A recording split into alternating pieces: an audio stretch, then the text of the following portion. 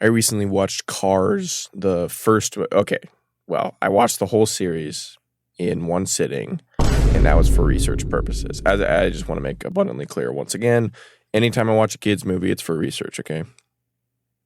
So moving past that, I watched Cars, and there was a theme or an underlying consistent and recurring character flaw within Lightning McQueen that he possessed at the beginning of the film and goes on in real time to dissolve completely and kind of master not being that way, if you will.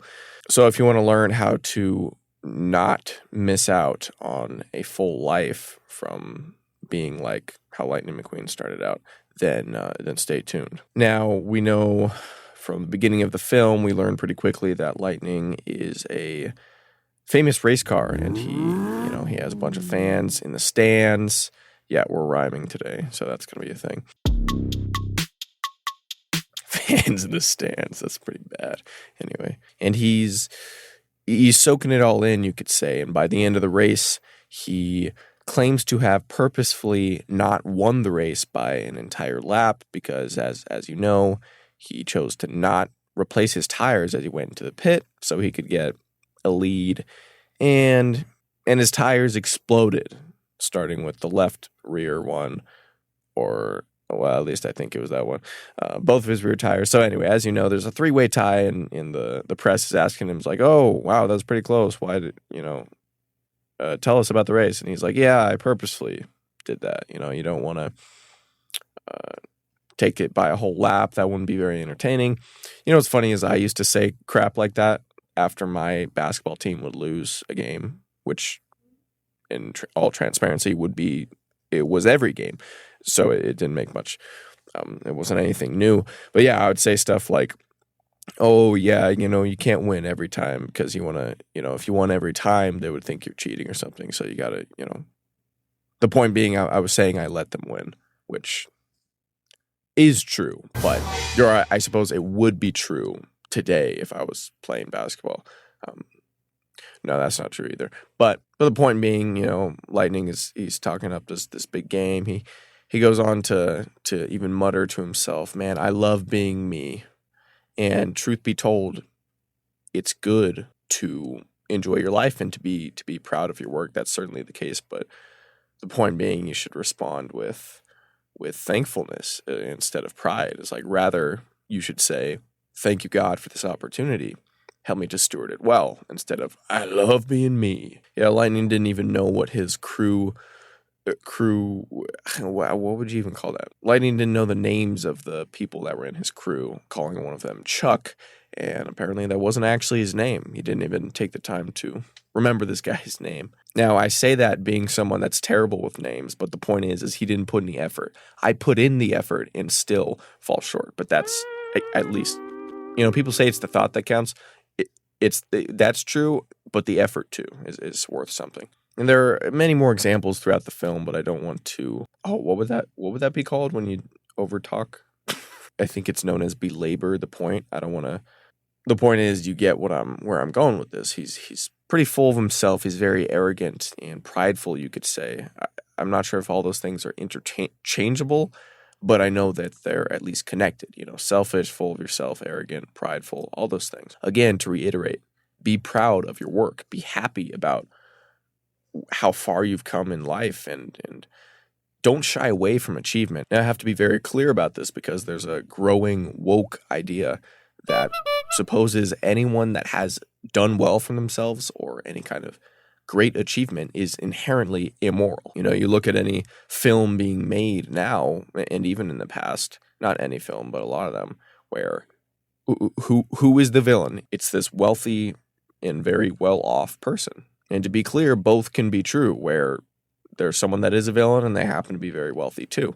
The point being, achievement in and of itself is not immoral. It's what you do with it, and it's where your heart is at as well. And that's kind of the whole point of this video, is what is McQueen's main issue? Is he's arrogant and prideful.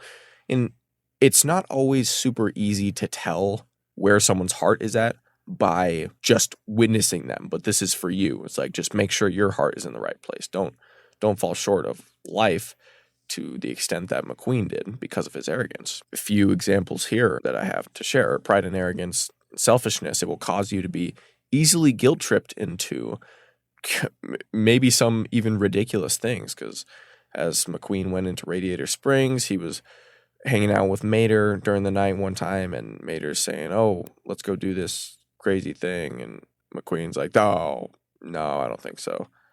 Then Mater is like, "Oh, well, you're probably just too scared to do it." And then McQueen's like, "Oh, no, this is McQueen you're talking to. I can handle anything, Buster." So anyway, he was just kind of very easily guilt-tripped into it. And Mater knew that would work, because when you're really full of yourself, you want to, I guess you feel the need to prove yourself in every instance, even if it's something stupid. It's like, "Oh, I bet you can't down these 3 gallons of beer." It's like, "Oh, yeah?" Anyway, that was a kind of off-the-cuff example, but you know what I'm getting at. Arrogance and pride, it can also cause you to not have true friends. An example of this in the movie is McQueen's manager had called him and was telling him, "Yeah, we got 20 tickets I can give to your friends, so just name me some of your friends." And McQueen's kind of thinking to himself, and he's excited. He's about to invite some friends, and he couldn't name one. He couldn't name one friend because, and this is leads into the next point. Well, yeah, arrogance and pride can cause you to be fake, because any interaction you have will usually be purely for your own self-interest and what you can gain, never what you can give. And it won't be about real connections with people. It's again, merely going to be, what can I get out of this? Oh, this is a fan. Okay, they're going to give me some praise. Or, oh, this person has connections to the sponsor I want. And arrogance can also cause you to be easily susceptible to anger. And I guess this goes back into the guilt-tripping thing. It's just the fact that people know with a fair amount of certainty what gets to you. And that would mostly be superficial things like fame, or, oh, these fans, like what Chick was saying to McQueen at one point in the film. He's like, "Oh yeah, your fans, they're not my fans." And McQueen even having dreams about, "Oh, these people are going to get the sponsors that I want, that I wanted, that I want." In arrogance and pride, it can cause you to look down on and even just overlook people, places, experiences, and anything that you view as below you. Lightning McQueen would have never even considered going to Radiator Springs. Then once he was there, he went to the top of the hill, if that's what that would be called, with Sally, and he looked over at the view. Not that view, but a good view. And he noticed that on the highway, people, he even said, is like, "Man, they're passing right by. They don't even know what they're missing." Now, that's not to say that all those people were driving by because they're arrogant, but that's just an example or an illustration, I guess. And that's exactly, again, what would have happened to McQueen had he not accidentally made his way over there. He would have missed it entirely. So to clarify once again, McQueen's main issue was arrogance, pride, selfishness, being full of himself, all those things that even if they aren't interchangeable per se, they're all very closely linked. And again, to be clear, achievement is good. Achievement is great. Just keep your heart always in the right place. Okay, see, that didn't actually rhyme. It was kind of close. I'd say it's close enough, and I call that poetic license. That's not my own term. That's a real thing. Look it up. I don't know if that line falls under that category, but that's besides the point. The higher we are placed, the more humbly we should walk. Success tends to create pride and blind. Success tends to create blind. What the heck did I just read? Success tends to create pride and blindness in the hearts of men, while suffering teaches them to be patient and strong. Now, again, I appreciate that this says it tends to, because, again, success, I want to be abundantly clear. Success in and of itself is not immoral. It's what you do with it. It's where your heart is at. But you talk about the film, that's exactly what happened to McQueen. He experienced some, you could say, misfortune with what he ended up having to do in Radiator Springs after destroying the road. This next quote kind of leads into that. It says, "Misfortune is virtue's opportunity," because he had the chance to learn humility as he was in a humbling experience. But I'd argue also that fortune is itself virtue's opportunity too. Not to detract from the point of this quote, because I hope I made it clear. And it is true. But as I said, fortune is also virtue's opportunity, because you can always keep your heart in the right place and do good. No matter if you're wealthy or poor, if you have many friends or few, no matter your circumstance, you always have the opportunity to do good. When pride comes, then comes disgrace, but with the humble is wisdom. Pride goes before destruction, a haughty spirit before a fall. Everyone who is proud in heart is an abomination to the Lord. Be assured he will not go unpunished. Again, that goes back to the heart issue. This is essentially what the whole thing is about. It's your heart. Make sure it's in the right place. It also says in the word that out of the abundance of the heart, the mouth speaks. So I would venture to guess that out of the abundance of the heart, you also act. A man's pride will bring him low, but the humble in spirit will retain honor.